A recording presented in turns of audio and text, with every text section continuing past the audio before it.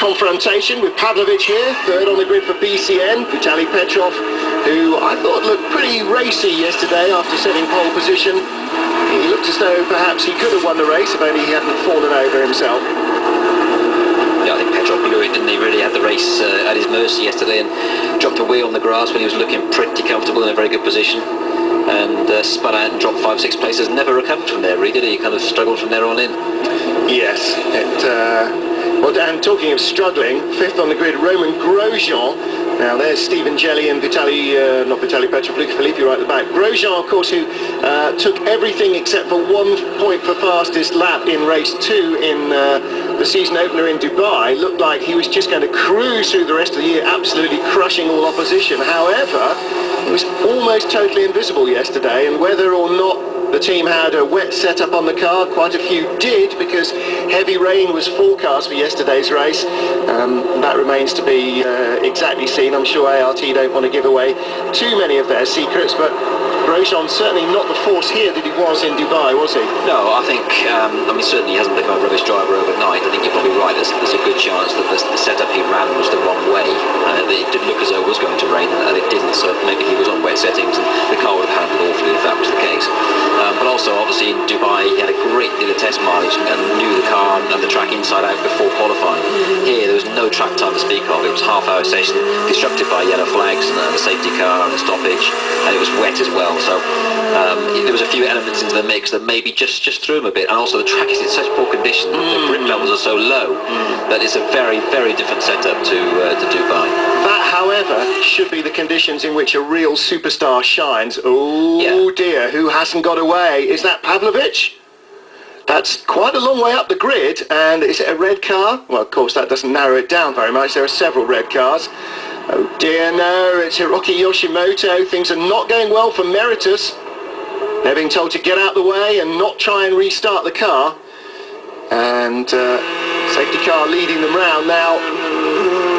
Is this the final warm-up lap, or is this actually the start of the race behind the safety car? Now, is that what Luca Filippi was being told, that he couldn't believe that they're going to start behind the safety car, so he's got even less chance?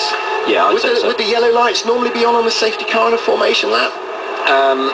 Good question, but I think you're right. I think what's happened is they've decided to start under the safety, and he's annoyed because he knows that's going to reduce his chances of making progress. Yes, exactly. I think it's going from bad to worse for him. Yeah, he's got 45 minutes or 31 laps, less whatever goes on behind the safety car. And it's a relatively short track here, isn't it? So the laps are going to start clicking off fairly quickly, even behind the safety car. And I think this is actually the start of the race, so... See, as you can see from the onboard camera, although the camera isn't as good as the human eye, you can hello. Look right before crossing the road. Well, maybe he was just being yelled across because they're all behind the safety car, but the onboard camera certainly makes it look very murky indeed. There is a lot of spray, but at these speeds they're not going to dry the track in any way. They're not going to diminish the spray, so I'm not quite sure when the organisers think they're going to be able to release them. So race starts under safety car conditions, and there you can see the race leader, Firouz Fauzi, and everybody lining up behind him in fair.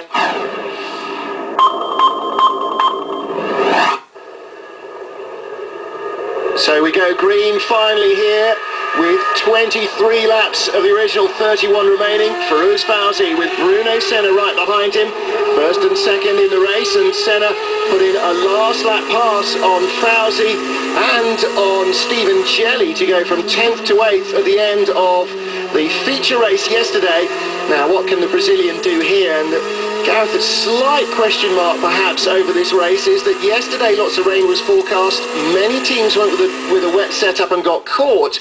Do you think some of them might have gambled on it being relatively dry and gone the other way this time? I would think so. I'd be surprised if they didn't, because we've seen this weekend the track has dried so quickly when it has rained. So, okay, if you go with a dry setting and it rains, chances are you've got to live with it for 5-6 laps. The track will dry up and then you'll be laughing again. So I imagine there's going to be quite a few cars out there with dry settings on, yeah. Fauzi hunting out the water to put Senna in the dark, and Senna immediately moving offline to make sure he can see where he's going. Third place then Milos Pavlovic, behind him Vitaly Petrov, and who's that at the side of the road? Is that Valles again, or Michel Herc? I think it's a D'Ambrosio, perhaps. There might be Jerome D'Ambrosio, actually, you're right. I think yellow flags waving there, didn't seem to stop too many of the overtaking manoeuvres. Whoa, and that's Grosjean making a complete hash of that. Well, we talked about how he didn't look like the same driver here, and look, he's just desperately trying to nerve Petrov off the track there as well. That is shocking driving. Really poor driving by Grosjean. Petrov can't get through. Oh, that's going to be very close. Both Campos cars are in there. Ben Hanley, did he get the place there? No, he didn't. He got stuck behind. Grosjean is, yeah, that's really desperately poor driving, I'm afraid. Faraz Fauzi again hunting out the water, wants to make sure that he doesn't have to change his wet tyres now that he's in the lead of the race. Third place, Milos Pavlovic, and a real scramble behind. Oh, and who's that? Well, that's not Pavlovic, so is that Tahinchi or Yoshimoto? Oh, if it's at the back of the field, a red car, that might be Luca Filippi as well. Yellow flags are out there, probably among other places. It is Luca Filippi. What a wretched weekend from what seemed like such a good one. Win in race 1, disqualification, and now he's sitting in the middle of the track facing the wrong way. Let's have a look again. And, Diego Nunes not starting off very well with DPR. Ripped the side of the car off in race 1 and bounces over the gravel. Looks like Luca Filippi went off in avoidance. In avoidance of Bononomi spinning. Oh, Puglisi spinning.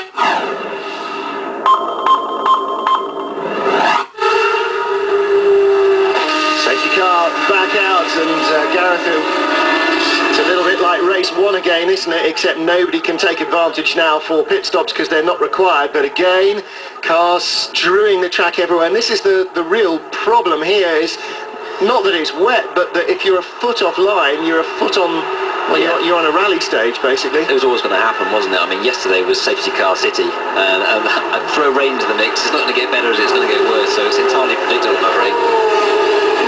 It's Luca Filippi, oh that's Yoshimoto, oh, Meritus having a rotten time here. They did so well in their first race in Dubai, maybe that had to come back and bite them at some stage, but they would surely have expected to do a little better here, a track where they've got prior knowledge of what's going on. Now then boys, check the tyres. Now, talking about, great move.